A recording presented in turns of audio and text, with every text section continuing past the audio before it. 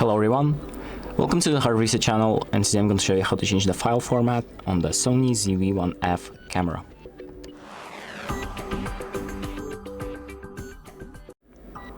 So the first thing that we're going to do is open up the settings by pressing the menu button, and then we're going to go to the shooting section, or the section with this red camera right here, and then select image quality / recording, and here we have file format. So I'm going to press on that, and you can change the format of your files, the format which your files are saved in. So you have HD and 4K basically, and just select the option that you want, the option that suits you, and once you've done that, you can just exit out the settings and your options will be saved automatically. So that's about it. Thank you for watching. I hope this video helps you, and make sure to like and subscribe.